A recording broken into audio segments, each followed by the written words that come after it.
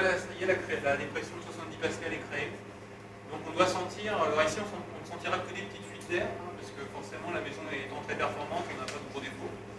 Mais on peut regarder au niveau des prises, on va regarder au niveau des coulissants, on va faire le tour de la maison ensemble, on va regarder si on trouve quand même quelques petites fuites à vous montrer.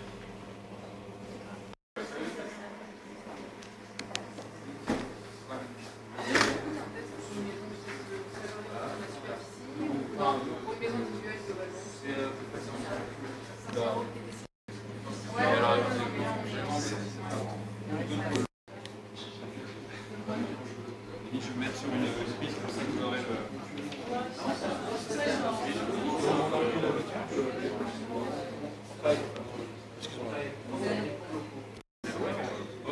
Par rapport de prise, j'ai une valeur qui s'affiche à 0,40. Donc ça c'est très sensible. Donc si à un moment on a un doute, on peut vérifier avec ça. Ou alors si aussi quand on travaille en surpression. En surpression on sent beaucoup moins avec la main. Donc là on peut positionner la picale où on veut. Et si on a un affichage, on sait qu'on a une critère.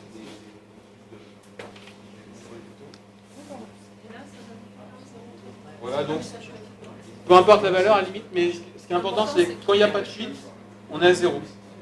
Voilà, il n'y a pas de fuite. Là je me suis pas mis devant un mouvement d'air, enfin je bouge un petit peu. Voilà. Donc là on est à 0. Dès lors qu'on passe le capteur devant une fuite, l'affichage augmente. Donc une petite fuite ça va être 0,1, 0,2. Une grosse... Ouais, 0,2, 0,3, 0,4. Il y a le test. Ah, ok.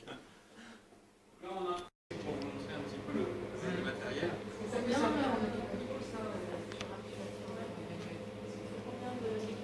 Pour être bien, il faut moins 10 degrés Celsius.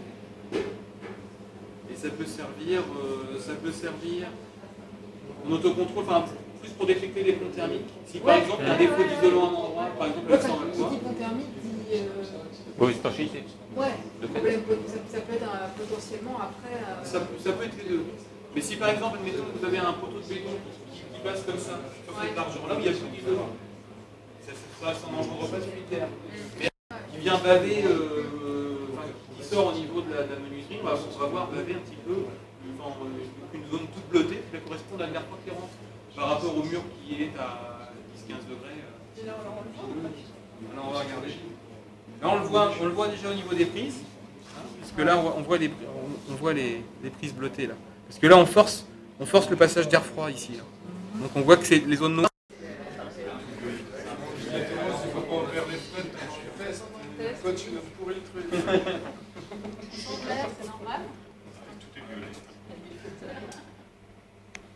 Donc là, en fait, ici, vous voyez, les traits un petit peu jaunes que vous avez ici, comme ça, en horizontal, c'est les ponts thermiques des planchers. C'est-à-dire que les planchers en béton qu'on a à tous les niveaux transmettent la chaleur de l'intérieur. 15 degrés sur la menuiserie, et sur le mur, je suis à plutôt 15 degrés.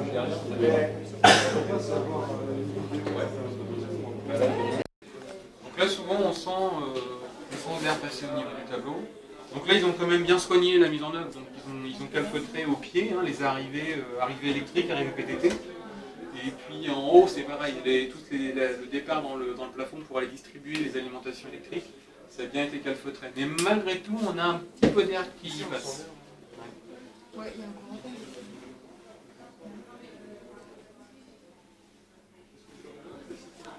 Un tout petit peu. Alors souvent, après, c'est pareil, tout ce qui est distribution d'eau au niveau des nourrices, hein, pour le plancher chauffant, si c'est pas bien calfeutré, on sent de l'air ici. Bon là, ça a été bien fait, donc on sent presque rien. Comme ça, je sais pas si je vais voir. Il faudrait que je mette l'anémomètre éventuellement. L'anémomètre, vous l'utilisez finalement pour les toutes petites fuites. Oui, voilà, c'est ça. Si on a un doute, on met la main, on n'est pas sûr, on met l'anémomètre. Comme ça, c'est le juge de paix. Si vous voulez voir là, je vais juste enlever l'adhésif, vous allez voir, mettez la main, vous allez voir la différence. Et là, vous allez sentir l'air passer là. Voilà.